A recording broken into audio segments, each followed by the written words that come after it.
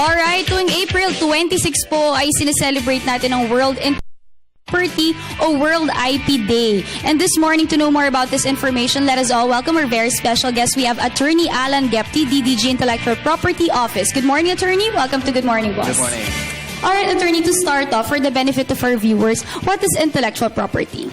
Well, ang intellectual property rights, basically may dalawang category siyan. May tinatawag tayong industrial property.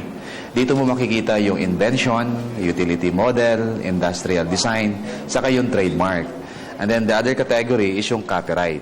So pag sinabi mo namang copyright, ito yung mga literary and artistic works, no? Katulad ng books, poems, music, movies. So, since you've mentioned the difference of copyright from patent? Well, ang copyright is one form or one kind of intellectual property rights.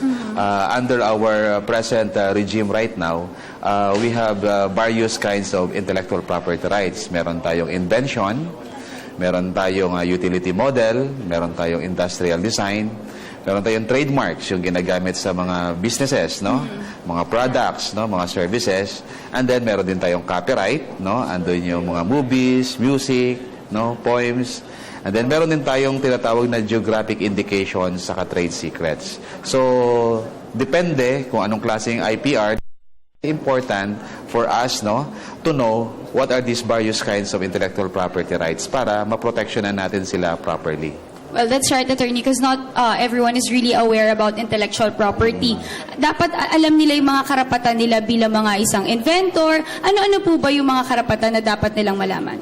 Well, generally, halimbawa, ang copyright, no? Pag copyright ka, meron kang certain rights, exclusive rights, na ikaw lang yung pwedeng mag-authorize. And so, therefore, meron ka ring right to prevent others, no, from using your work. Yes. So, halimbawa, ang pinaka-classic case na violation dyan, yung reproduction, illegal ng mga pirated copies. So very yun, no? common yan Yes. dito sa Pilipinas, usually mga mahilig yung mamirata, pirated na mga pelikula, ng mga music. Kasama po ba ito dito? Yes, so kasi kami in our office in partnership with our partners in government, no, sa National Committee on Intellectual Property Rights, we have intensified our campaign against counterfeiting and piracy. And siguro for the information of the public, if you will recall last year, it was a milestone for our IP regime because finally we were taken out or removed from the USTR watch list. So wala na tayo dun sa Special 301. For more than 20 years, we have been... So that's why it was really an accomplishment, no? Na wala na tayo sa watch list. That's why we have to sustain that gain. Pero what are the penalties po na nag-aantay para dun sa mga lalabag pa rin sa batas? Marami. Kasi under our present regime, pwede ka maging liable criminally, civilly, and administratively. So, yung penalties din, yung fine would depend also on the nature of the violation. So, kung copyright, it can be from 1 year to 9 years. 1 year to 9 1 year years imprisonment, na sorry, yes. pagkakakulong. Pero attorney, kasi you've mentioned about it, it's really important na educated yung mga tao about intellectual property. So, every 26th of we're celebrating World IP Day. Yeah. So what are the series of activities that you will be doing? Yeah. Actually, for this month of April, no, we have a series of events. So month-long celebration? Yes, yes. So, for example, just yesterday, we have this regional seminar workshop on Waipu Green. This is more on green technology to address also climate change, particularly our crisis on water. No? And then also yesterday we also have this World Copyright Day celebration kasi sa April, yung April 23 is World Copyright Day and then yung April 26 is the World IP Day.